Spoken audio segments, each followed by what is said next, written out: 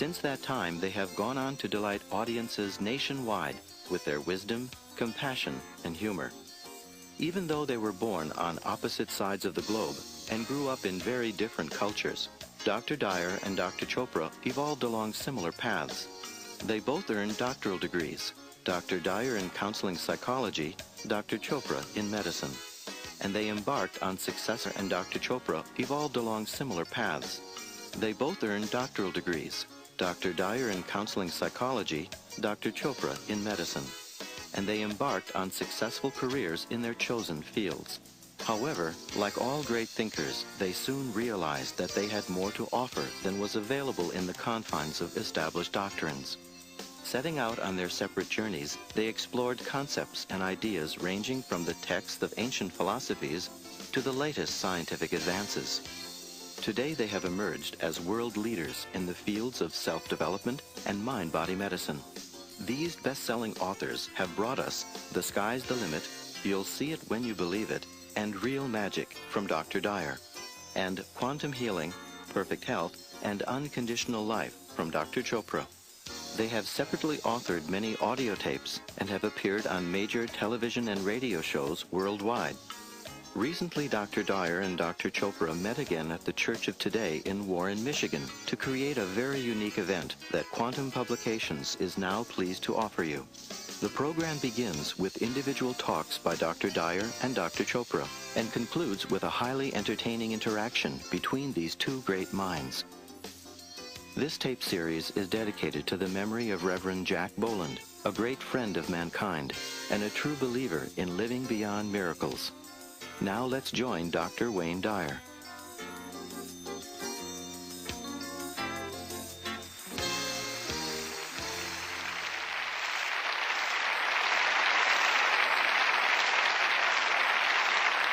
Thank you.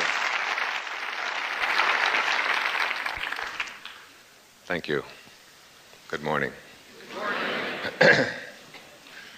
I would like to introduce, before I begin, my soulmate,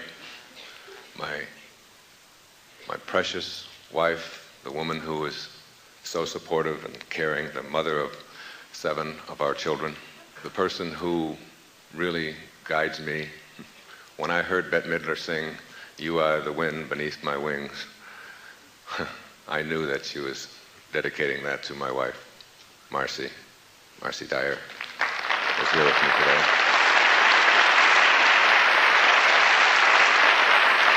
I love you. I said to Marcy not too long ago, because you wonder, I said, if I didn't have all the money that I have, would you still love me? It's just a question. It was. She said, of course I would love you. She said, I'd miss you, but I would still love you.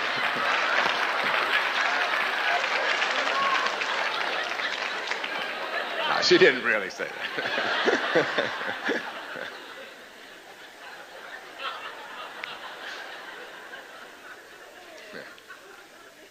And so this special day is born. A day that I've dreamed about for a long time.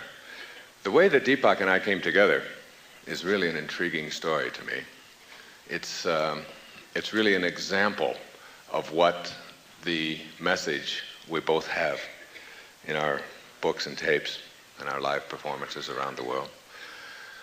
That there are no accidents, that the universe is on purpose, that when the student is ready, the teacher will appear, that the right person will show up and has always been there.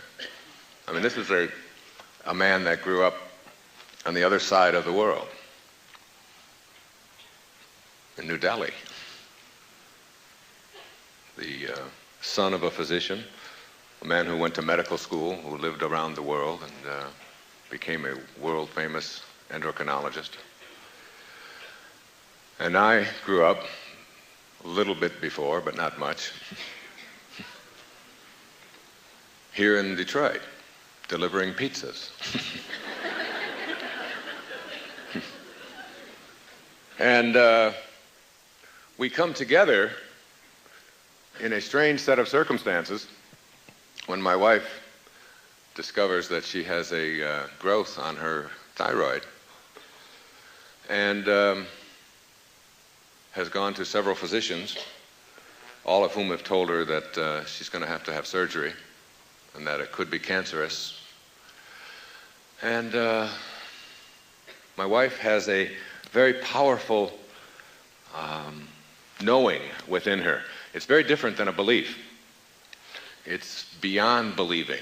It is, I've seen her do it in giving birth to 5 of the births of our children. I was there, and I watched her go into another state of consciousness and literally become some other human being as she went through this process of, without ever complaining, without ever whining, without ever asking for any medication or any help, using this very powerful inner source and teaching me how to go along there with her to do it. I've seen her do that, and I knew that she had this knowing when she was told that she had this growth. Now, I had heard of the name Depak Chopra as just a funny Indian name. I mean, who's named Depak? I mean, please. I promise you, at Denby High School, there wasn't a Depak in any of my classes. And I'm sure in New Delhi, there wasn't a Wayne either. And so I called the people at Nightingale Conant who produced my tapes, and I said, I would like you to send me the best tapes that you can send on self-healing. And they said, well, we only have one that constitutes the best. And they sent me Magical Mind, Magical Body. And I listened to them that day. And I turned them over to my wife. And she listened to them.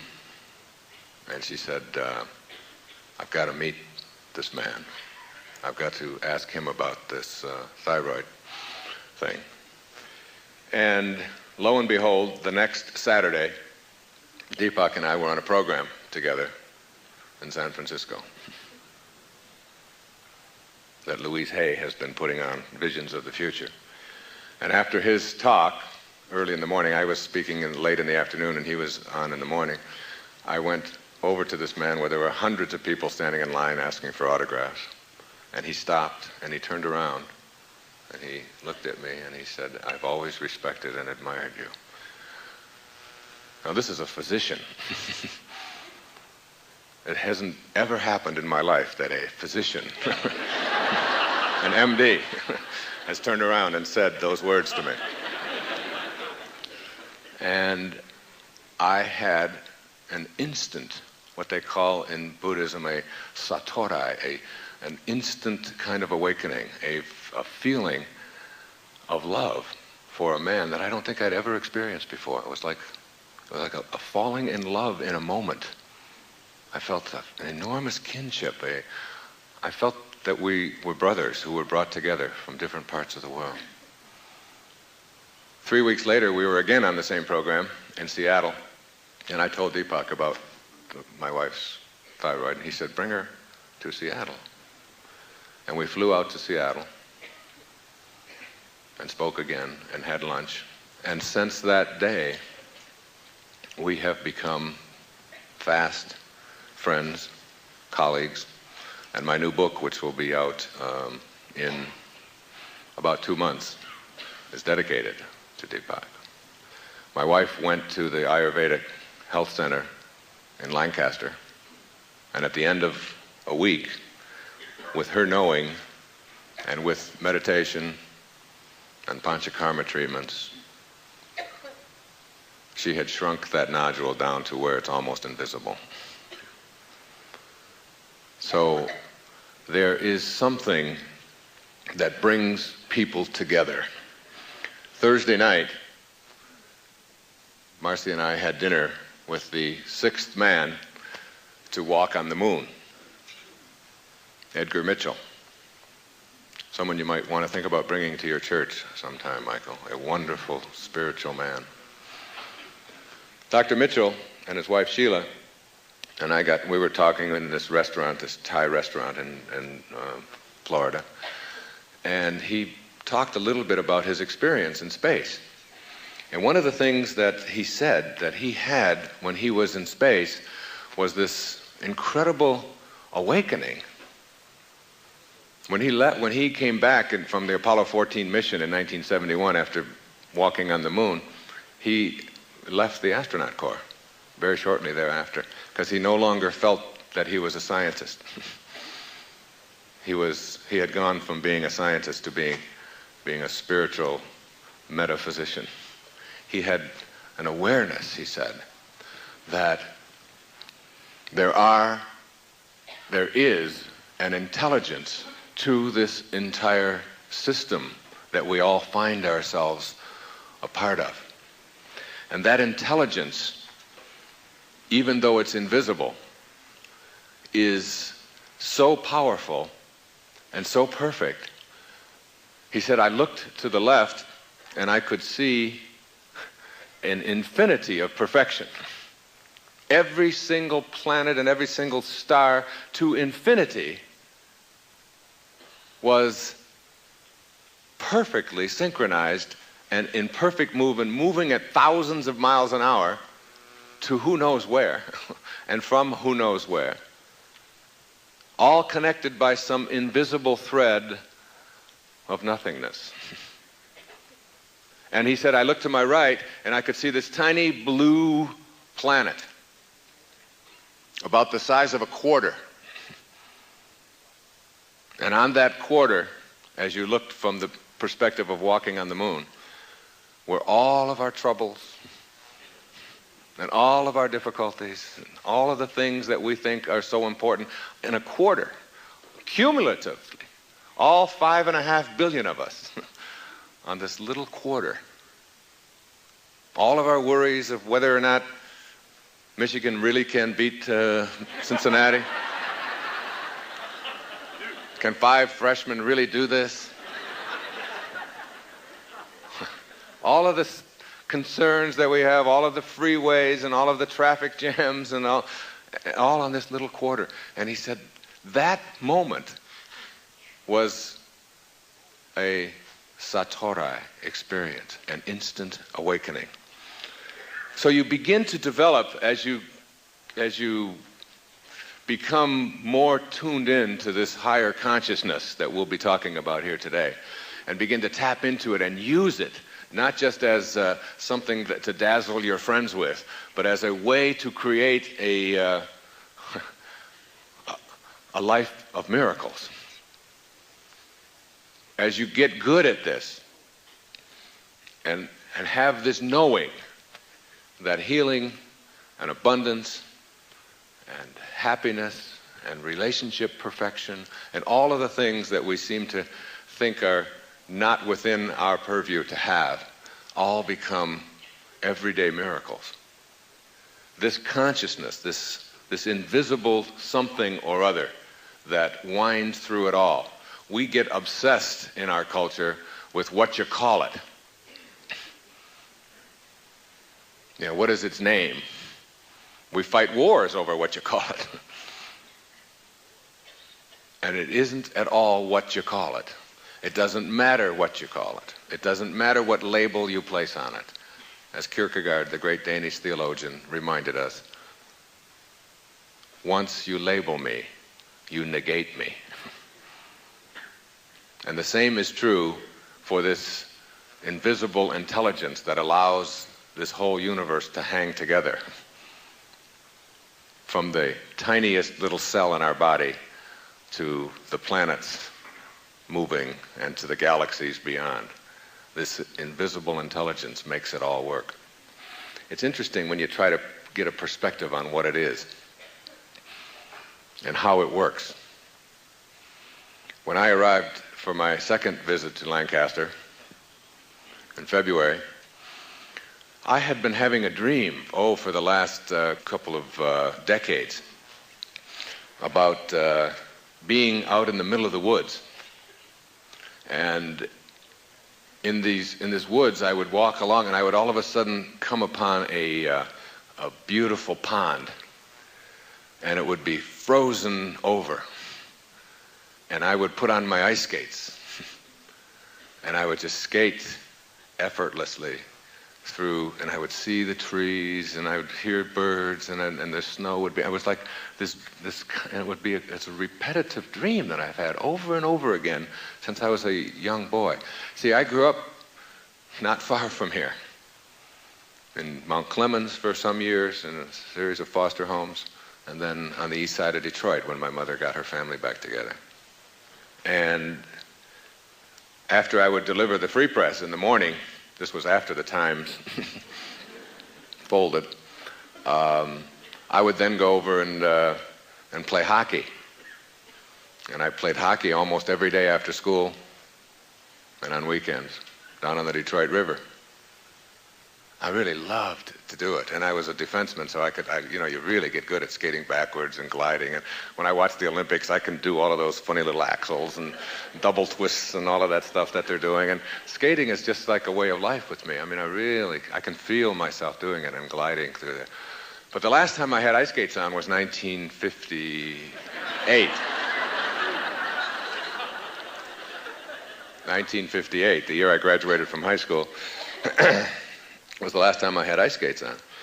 But see, always in my dream, I had this knowing. And I've talked about this here in this church, at services that I've given, is a knowing that is something that is present in you at the cellular level. In every cell of your being, you have this powerful knowing. Like, if you've learned how to ride a bicycle, and you've been on a bicycle, and that's a very complicated physical act to be riding along on a bicycle. I mean, two tiny little thin wheels, and you're twirling around corners and going no-handed and all. You know, you have a knowing, not a belief, that you can do that. And any one of you can go out and pump up the tires and do that, even if you haven't been on a bicycle in 25 years. You know it, you don't believe it. Or you can dive in the water and you know you can swim even though you haven't been there for a long time. This knowing is something that is beyond this body that you're in. You see, the body that skated in 1958, backwards and twirls and circles and crashing people into the boards and all of that kind of thing, that body is not here today.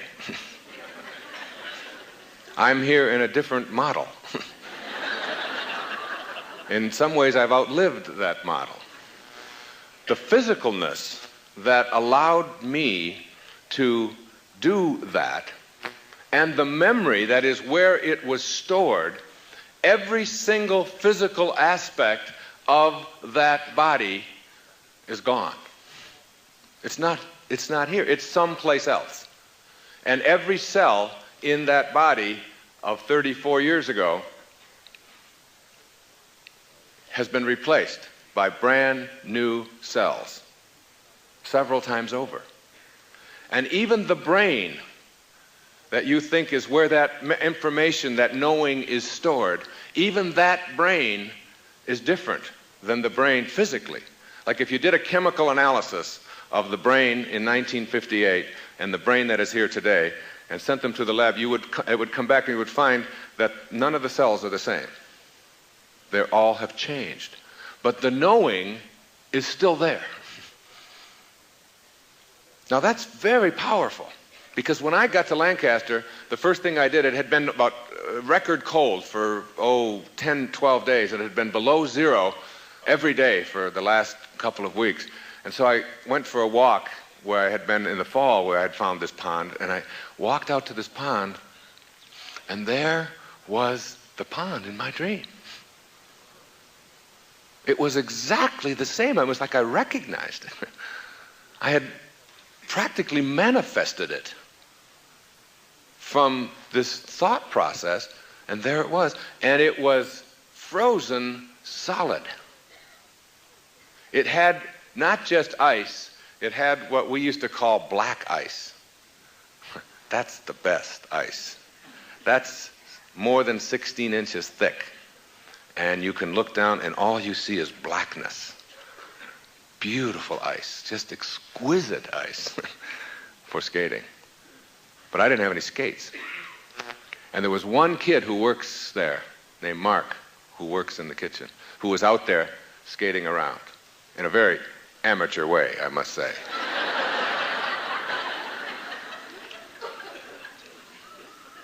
So I said to Mark, I reached into my pocket and I gave him some money, a lot of money.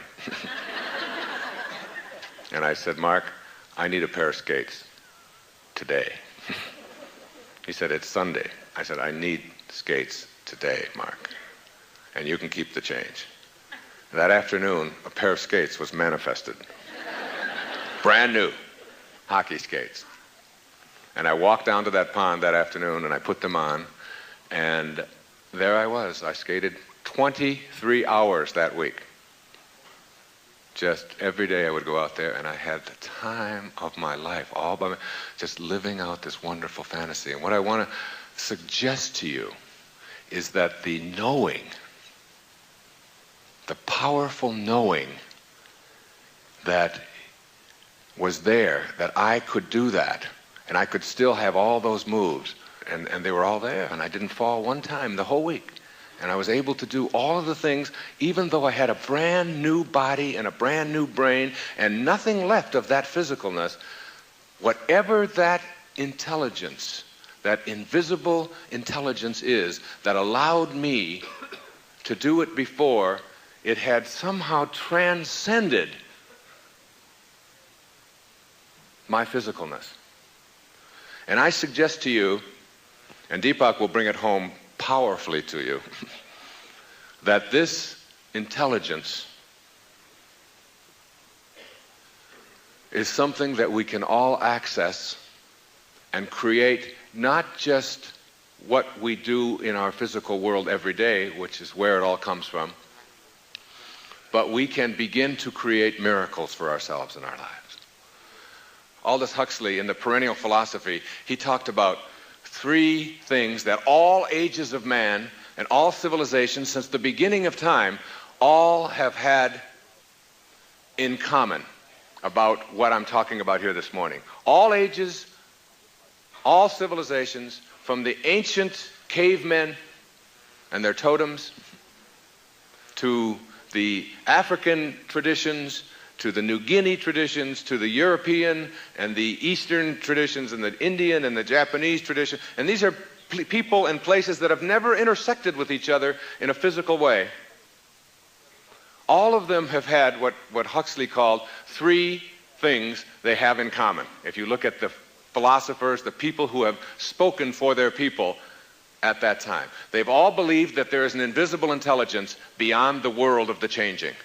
All ages of man, somehow, their most enlightened beings know this. There is an invisible world beyond the world of the changing. Number 2, all ages, all civilizations who've never intersected with each other have all believed that that invisible intelligence is a part of every single human being. All ages. That it isn't something that is some people get and some people don't. It excludes no one.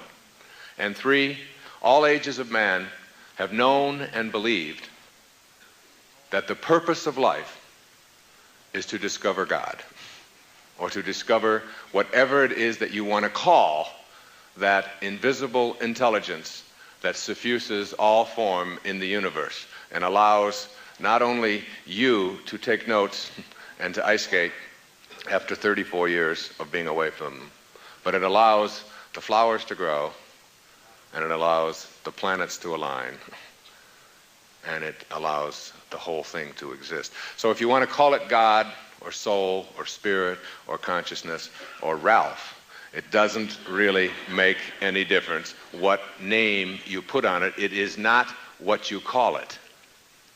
It is in every one of us. We all have it. We couldn't be here without it. See, you will discover, as I discovered when my grandmother died, that when they weighed her just before her death at the age of 94 at Henry Ford Hospital, that she weighed 133 pounds. And then after she died, and there was this package, this container left that they were preparing to embalm. It wasn't my grandmother. It was now just a package. That it weighed 133 pounds as they waited for the death certificate. Powerful metaphor there for me in that moment was that whatever it is that constitutes your very life, it doesn't weigh anything. When life leaves the package that you showed up in, the package weighs the same. So your life is something other than the package. And when you get that, you understand that who you are is really this soul with a body, rather than this body with a soul. Or as I said, and you'll see it when you believe it, you're a human being. You're not a human being having a spiritual experience. You're a spiritual being having a human experience. But the quality of that human experience is dependent upon how able and willing you are to make contact with that invisible intelligence that suffuses you and all form in the universe, that is independent and outside of this physical form that you showed up in. This physical form that you showed up in was all handled for you in a split second. All handled in this infinitesimally tiny speck. In this little speck, when two little drops of human protoplasm collided, everything you needed for your form was handled for you. And you can't even begin to comprehend it. A heart starts beating inside a mother's womb 6 or 7 weeks after conception. And it's a complete and total mystery to everyone in the scientific world, in the medical world, and the only people that even have a grasp on it are the poets. Whatever that something is, that invisibleness that allows you to be, what I want to suggest is, we'll call it, just for the purposes of my presentation here this morning, we'll call it awareness. Pure awareness. Because it's also a term that Depak uses. You see, if you go back 200 or 300 years and look at how our current, say, theology and psychology and sociology and our views on humanity have evolved, they really have evolved from our scientific positions that we have taken. If you go back a few hundred years, the whole world was enamored of what is called Newtonian physics. And in Newtonian physics, they had a postulation that there was the world of matter, the physical world, and that we are made up of this physical world. And this physical world has got building blocks, and that the smallest building blocks of the physical world were these things that they called atoms. And these atoms had within them electrons and neutrons and protons. You studied all of this stuff in physics. And that was it. The physical world, the building blocks of the physical world were these things, because that was as far as we could go. And so there was the physical world, made up of atoms.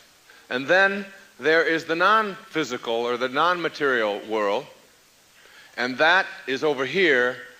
And since it isn't made up of this stuff here, in order to experience this over here, we had to have something called faith. And we created this faith, this belief that the spiritual world was something outside of the physical world, which was made up of these building blocks, which we could see with our powerful microscopes. Now we come along to the 20th century, and we discover that there are things called quantum physics, and this quantum physics takes these building blocks that we used to think of as the very tiniest particles in matter, called atoms. And today, with our electron microscopes and our fantastic measuring devices, we have discovered that these atoms are like balloons. I mean, they're huge. And so what we've done in quantum mechanics and quantum physics is we have broken them down into subatomic particles to find out what are the building blocks of nature, what are the physical qualities of nature. And we've broken them down, and we break them down, and we break them down into tinier and tinier subatomic particles and tinier ones, and we come up with fancy names for them. And Depak knows the names of all of this stuff. He writes about all of this in a way that you can understand, which is about the only person in the world doing it. And then we discover when we get down and just keep breaking these little quarks and flarks and marks and all of this down into tinier little subquarks, and we find out that the building blocks of nature, as we get to the tiniest particles, that there's no more particles.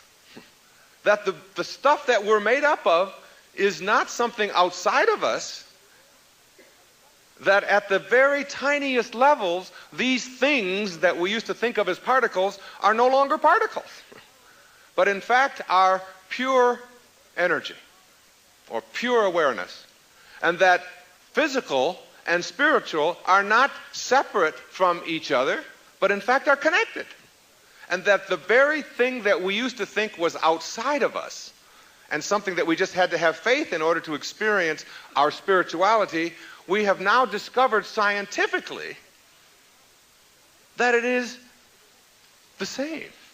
It is that particles at the subatomic level don't behave like particles. That they're all connected.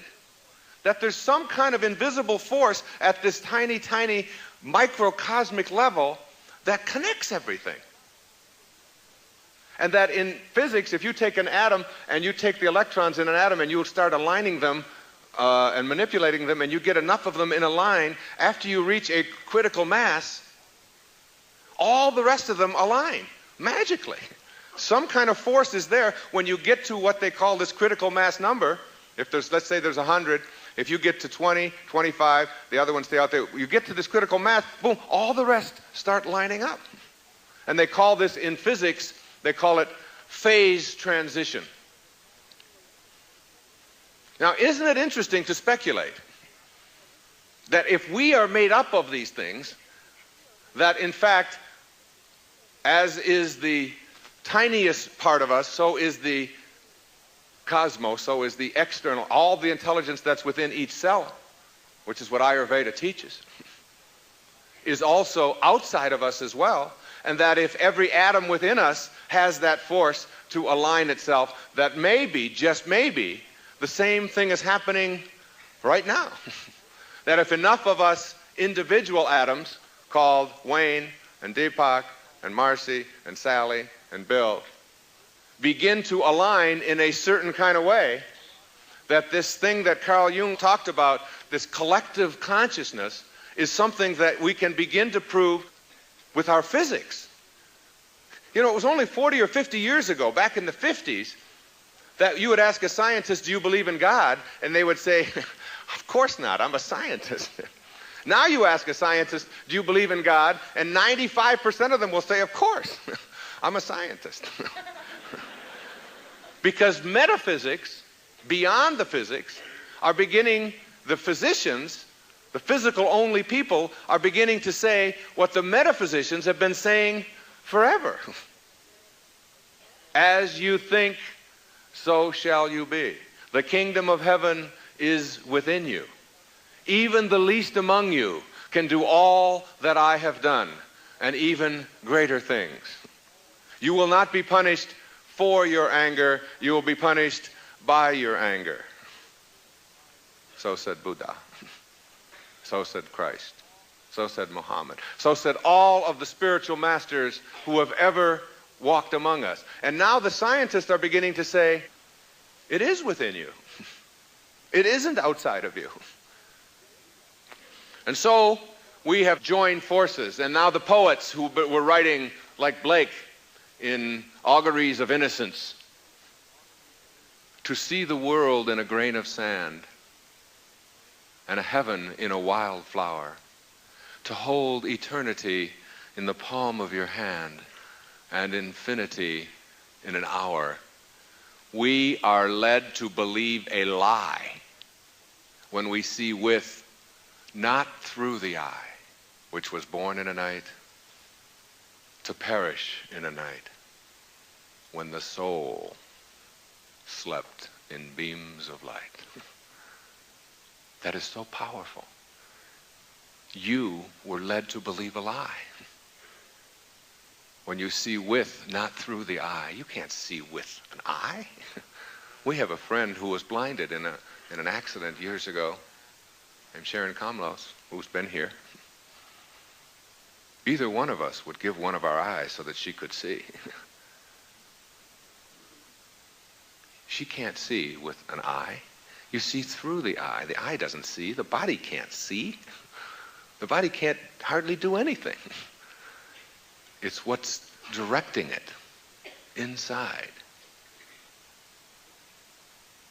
Depak has this wonderful illusion, this wonderful metaphor that he uses, where you can go within your body and you can find the command center, but you can never find the commander. Somewhere in there, there's a commander. You can find all the cells, but you can't find who's doing that. That's that something, that mystery. And that lie that we've been led to believe is that who we are is this physical body, and that it is limited. You see, the physical body, our physical body is what keeps us separate from each other. You have a different body than I do. And you believe in that body, and you believe that you're separate, and therefore you believe in there's things for you and there's things for me. But on a round planet, somehow we've got to learn, and we are in a new phase transition, that on a round planet there's no choosing up sides. There are no sides. And we have to discover that not at the physical level, because that's the lie. The physical level, you were born in a night to perish in a night. When the soul, which is another name for it, slept in beams of light, formless, dimensionless, beyond the world of the physical. And so you become and know that you're this spiritual being, having this phenomenal human experience.